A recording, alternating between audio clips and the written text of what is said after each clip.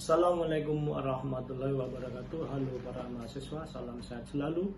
Kita sekarang akan membahas modul 1 yaitu penyelenggaraan kearsipan.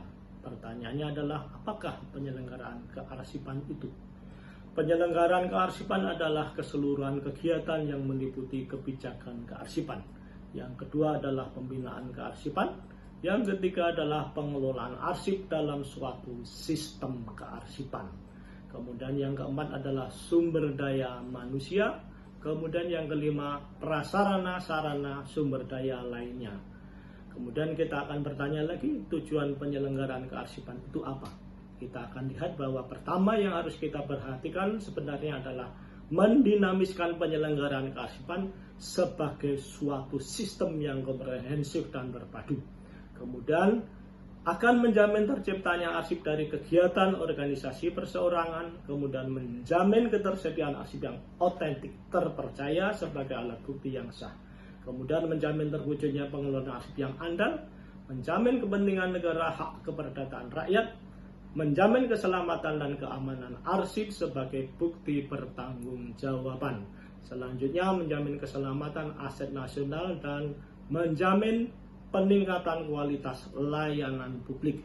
Kita akan lihat dalam sebuah sistem input, proses, dan output. Inputnya apa? Arsip dan pencipta arsip. Proses ini didukung oleh kebijakan kearsipan, pembinaan kearsipan, pengelolaan arsip, asas penyelenggaraan, kemudian oleh pendanaan, prasarana dan sarana dan sumber daya manusia. Dengan ada output. Outputnya adalah kesesuaian penyelenggaraan dengan NSPK, tercapainya tujuan penyelenggaraan. Kemudian ketika ada output, ada namanya umpan balik. Di sini ada audit kearsipan.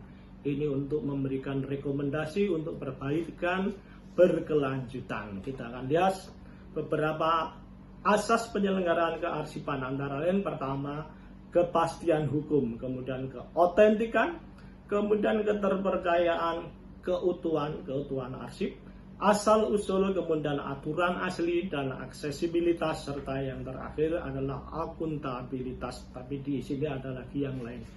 Kemudian kita akan lihat ruang lingkup penyelenggaraan. Kita lihat ruang lingkup penyelenggaraan pada penetapan kebijakan. Di situ ada kebijakan tentang pembinaan, kemudian pengelolaan arsip, pembangunan SKN, SIKN, JIKN, kemudian organisasi kearsipan dan pengembangan sumber daya manusia, sarana prasarana, pelindungan dan penyelamatan, sosialisasi, kerjasama dan pendanaan. Pembinaan kearsipan ruang lingkupnya mulai nasional, provinsi, kabupaten kota, kemudian PTN perguruan tinggi negeri.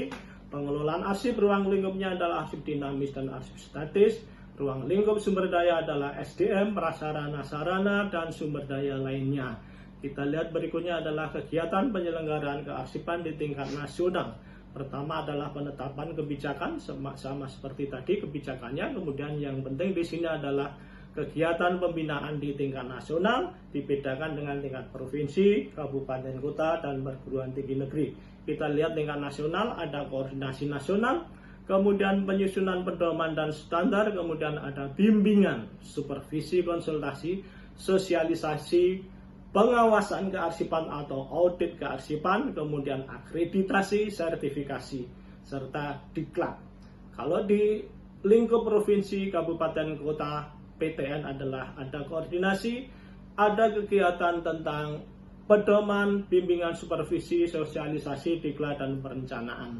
Adapun kebijakan ini digunakan sebagai apa? Dasar implementasi dalam pengelolaan penyelenggaraan kearsipan. Yang kedua sebagai sumber acuan dalam pembinaan kearsipan. Dan sumber dari prinsip kaidah standar ini akan digunakan acuan untuk pengawasan kearsipan. Yaitu apa? 1. Undang-Undang Nomor 43 Tahun 2009. Yang kedua adalah Peraturan Pemerintah Nomor 28 Tahun 2012. Yang ketiga Peraturan Lembaga Kearsipan Nasional dari ANRI, Arsip Nasional Republik Indonesia. Saya rasa untuk materi ini cukup sekian. Wassalamualaikum warahmatullahi wabarakatuh.